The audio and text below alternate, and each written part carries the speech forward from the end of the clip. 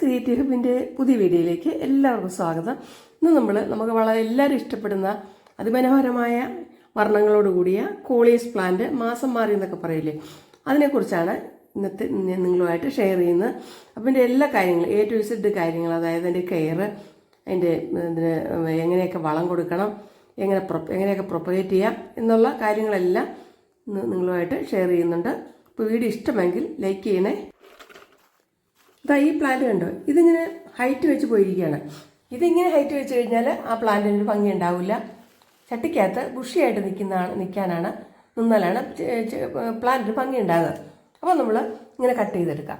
ഇങ്ങനെ എല്ലാ തലകളും കട്ട് ചെയ്തിട്ട് ആ പോട്ടിൽ തന്നെ നട്ട് വെച്ചാൽ മതി. അതൊരു 3-4 ദിവസം കൊണ്ട് പതുക്കെ വേരൊക്കെ പൊട്ടി വളർന്നു വന്നോളും. അപ്പോൾ നമുക്ക് എത്ര എണ്ണം കട്ട് ചെയ്യാനുണ്ടോ അതെല്ലാം കട്ട് ചെയ്ത് ഇങ്ങനെ വെച്ച് കൊടുക്കാം. എന്നിട്ട് അന്നത്തേക്ക് കുറച്ച് നാളത്തേക്ക് മാറ്റി വയ്ക്കണം. പിന്നെ അത് റെഡിയായി വന്നോളും.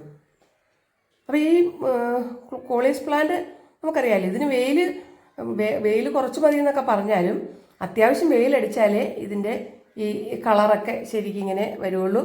അതുപോലെ തന്നെ നല്ല ബുഷിയായിട്ടേ വരുള്ളൂ. അല്ലെങ്കിൽ ഇങ്ങനെ എന്താ പറയുക, ഇങ്ങനെ നീളത്തിലിങ്ങോട്ട് പോകും. അപ്പോൾ അത്യാവശ്യം വെയിൽ കൊള്ളണം എന്ന് വെച്ചാൽ ഫുൾ ടൈം വെയിൽ അടിക്കരുത്. ഒരു 3-4 മണിക്കൂറെങ്കിലും ഒരു ദിവസം നല്ല വെയിലടിച്ചാലാണ് ഈ പ്ലാന്റ് നല്ല ഭംഗിയായിട്ട് വളരുന്നത്. പിന്നെ ഇത് കേട്ടോ, ഈ ഇല തിന്നുന്ന ഒരു തരം പുഴുവാണിത്. ഈ പുഴു ഓരോ ഇല തിന്നിട്ട് മൊത്തം ഇത് നശിപ്പിക്കും. അപ്പോൾ നമ്മൾ അതിനകത്ത് പുഴുവിൻ്റെ മുട്ടയൊക്കെ ഉണ്ട്. അപ്പോൾ നമ്മളിത് കട്ട് ചെയ്ത് കളഞ്ഞിട്ട് അത് നശിപ്പിച്ച് കളയണം. കത്തിച്ചോ എങ്ങനെയെങ്കിലും നശിപ്പിച്ച് കളയണം. അല്ലെങ്കിൽ നമ്മുടെ ചെടി അപ്പാടെ തിന്ന് നശിപ്പിക്കും.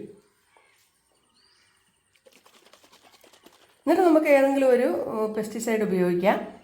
ഞാൻ ഇവിടെ ഇപ്പോൾ ഉപയോഗിക്കുന്ന ഈ മീലിബഗിന് വേണ്ടി വാങ്ങിയ ഇത് മതി. ഇതുകൊണ്ട് പുഴുവിൻ്റെ മുട്ടയൊക്കെ നശിച്ചു പൊക്കോളും. അതും ഒരാഴ്ചയിൽ ഒന്നൊക്കെ നമ്മളൊന്ന് സ്പ്രേ ചെയ്ത് കൊടുക്കുന്നത് നല്ലതാണ്. ഞാനിപ്പോൾ എന്താ പറയുക, ഇത് അധികം ദിവസം ആയിട്ടില്ല. കാരണം നമുക്കറിയാമല്ലോ, ഈ കോളിയസ് പ്ലാന്റ് ഇടയ്ക്കിടയ്ക്ക് നശിച്ചു പോവും. പിന്നെ നമ്മൾ ഒരു ചെറിയ പീസ് എവിടെന്നെങ്കിലും സംഘടിപ്പിച്ച് വയ്ക്കുകയാണ് ചെയ്യുന്നത്. അല്ലെങ്കിൽ നമ്മൾ നേരത്തെ തന്നെ ഇടയ്ക്കൊരു പീസ് ഇങ്ങനെ വെച്ച് പിടിപ്പിച്ചോണം. അപ്പോൾ നമ്മളെല്ലാത്തിനും ഇത് ഒരു 2 ആഴ്ചയിൽ ഒരിക്കലെങ്കിലും ഒന്ന് ഇങ്ങനെ എന്തെങ്കിലും ഒരു പെസ്റ്റിസൈഡ് അടിച്ചു കൊടുക്കുന്നത് നല്ലതാണ്.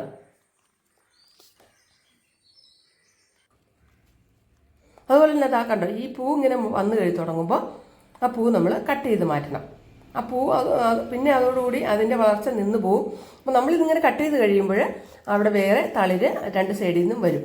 പിന്നെ ഈ കൊടുക്കുന്ന വളം ഞാൻ എന്താണെന്ന് നിങ്ങളോട് ലാസ്റ്റ് പറയാം. ചെടിക്ക് ഇലകൾക്ക് നല്ല ഭംഗിയും നല്ല വളർച്ചയൊക്കെ നല്ല കളറൊക്കെ ഉണ്ടാകാൻ വേണ്ടി ഇത് ഇടയ്ക്കൊന്ന് ചെയ്ത് കൊടുത്താൽ നല്ലതാണ്. ഒരു മാസത്തിൽ ഒന്ന് ചെയ്ത് കൊടുത്താൽ മതി. ഒരു മാസത്തിൽ 2 ആഴ്ച കൂടുമ്പോഴൊക്കെ ഒന്ന് ഇലകൾ തണ്ടിലൊക്കെ ഒന്ന് സ്പ്രേ ചെയ്യുന്നത് നല്ലതാണ്. ഇനി ഇതിൻ്റെ പ്രൊപ്പഗേഷൻ നമുക്ക് നോക്കാം. അതായത് ഒരാഴ്ച മുമ്പ് ഞാൻ ഇങ്ങനെ വെള്ളത്തിലിട്ടിട്ട് വെച്ചിരുന്ന 2 തണ്ടുകളാണ്. കണ്ടോ, ഇഷ്ടംപോലെ വേരുകൾ വന്നിട്ടുണ്ട്. ഇനി നമുക്കിത് ഒരു പോട്ടിനകത്തേക്ക് നട്ട് കൊടുത്താൽ മതി. ഇതിങ്ങനെ വെള്ളത്തിലിട്ട് ചെയ്യണമെന്നില്ല, അല്ലാതെയാണെങ്കിൽ ഇത് വേര് വന്നോളും. ഇത് കുറച്ചുകൂടി എളുപ്പമാണ് ഇങ്ങനെ വെള്ളത്തിൽ വേര് പിടിപ്പിക്കുന്നത്. എന്നിട്ട് നമ്മൾ അറിയാമല്ലോ, നല്ല വെള്ളത്തിലിരിക്കുന്ന നല്ല സെൻസിറ്റീവാണ് വേരുകൾ.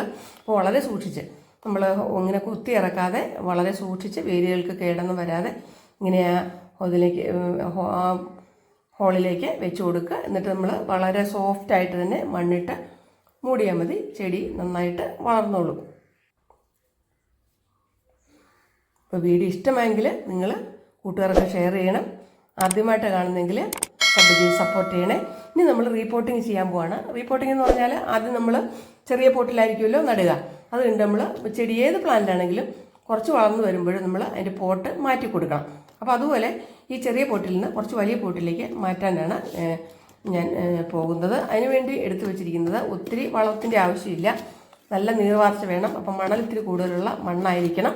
അപ്പോൾ മണലും അതുപോലെ തന്നെ ഗാർഡൻ സോയിലും പിന്നെ ഒരു കുറച്ച് ചാണകപ്പൊടിയും എടുത്തിട്ടുണ്ട്. പിന്നെ അല്പം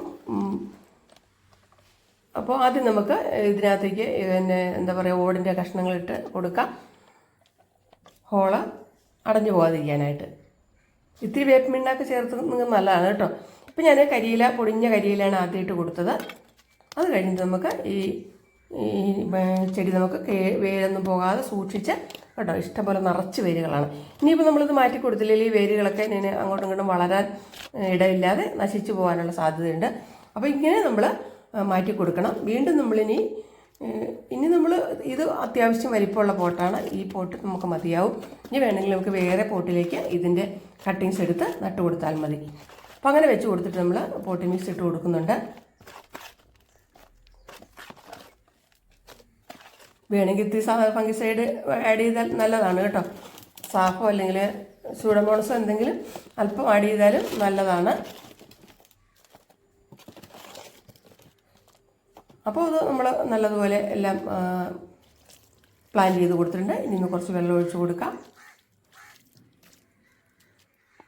ഇനി ഇന്ന് 1-2 ദിവസത്തേക്ക് തണലത്ത് തന്നെ ഇരിക്കട്ടെ. അപ്പോൾ ഇനി നമ്മൾ ആ കൊടുത്ത വളം എന്താണെന്ന് നിങ്ങളെ ഞാൻ ഒന്ന് കാണിച്ചു തരാം എങ്ങനെയാണ് ചെയ്യേണ്ടതെന്ന്. ഇത് 19 ഇത് നമ്മുടെ എന്താ പറയുക, എപ്സം സോൾട്ടാണ്. അപ്പോൾ ഈ 19 വളരെ കുറച്ച് ഒരു അര ലിറ്റർ വെള്ളം ഞാൻ എടുത്തിട്ടുള്ളൂ കേട്ടോ. അതുകൊണ്ട് 5 മില്ലി ഇടുന്നുള്ളൂ. 1 ലിറ്റർ വെള്ളം എടുത്താൽ 10 മില്ലി ചേർക്കാം. പിന്നെ ഇത് അതുപോലെ തന്നെ ഈ എപ്സം സോൾട്ടും ഒരല്പം ഒരു അര സ്പൂൺ എടുത്ത് രണ്ടും കൂടെ മിക്സ് ചെയ്തിട്ട് നമ്മളൊന്ന് സ്പ്രേ ചെയ്ത് എല്ലാത്തിലും ഒന്ന് സ്പ്രേ ചെയ്ത് ഇടയ്ക്കിടയ്ക്കൊന്ന് കൊടുത്താൽ മതി. ഇടയ്ക്കെന്ന് പറഞ്ഞാൽ ഒരു 2-3 ആഴ്ച കൂടുമ്പോഴോ അല്ലെങ്കിൽ ഒരു മാസത്തിലൊന്നൊക്കെ മതി. അപ്പോൾ ലീഫൊക്കെ നല്ല ഭംഗിയായിട്ട് നല്ല കളറോടുകൂടി വളർന്നുകൊള്ളും. അപ്പോൾ ഇന്നത്തെ വീഡിയോ നിങ്ങൾക്ക് യൂസ്ഫുള്ളായി എന്ന് ഞാൻ കരുതുന്നു. നിങ്ങൾ കമൻറ്റുകൾ തീർച്ചയായിട്ടും അറിയിക്കണേ. ഇപ്പോൾ നമ്മളിത് നന്നായിട്ട് മിക്സ് ചെയ്തിട്ട് ആ കുപ്പി തന്നെ വെച്ച് മിക്സ് ചെയ്യുകയാണ്. എന്നിട്ട് നമുക്കിനി സ്പ്രേ ബോട്ടിലേക്ക് ഇത് മാറ്റി കൊടുക്കണം. മാറ്റി കൊടുത്തിട്ട് നമ്മൾ നന്നായിട്ട് ചെടിയുടെ എല്ലാ ഭാഗത്തും വീഴുന്ന രീതിയിൽ സ്പ്രേ ചെയ്ത് കൊടുത്താൽ മതി. ഇത് രാവിലെ വൈകുന്നേരം ചെയ്യും. നമ്മൾ അത് ഏത് വളമാണെങ്കിലും അങ്ങനെയാണല്ലോ. ഒന്നുകിൽ രാവിലെ അല്ലെങ്കിൽ വൈകുന്നേരം ആണ് നമ്മൾ ചെയ്യുന്നത്. അപ്പോൾ നമുക്ക് എല്ലാത്തിലും സ്പ്രേ ചെയ്ത് കൊടുക്കാം. അപ്പോൾ അടുത്ത നല്ലൊരു വീഡിയോയുമായി വരുന്നവരെ എല്ലാവർക്കും ബൈ. Thanks for watching.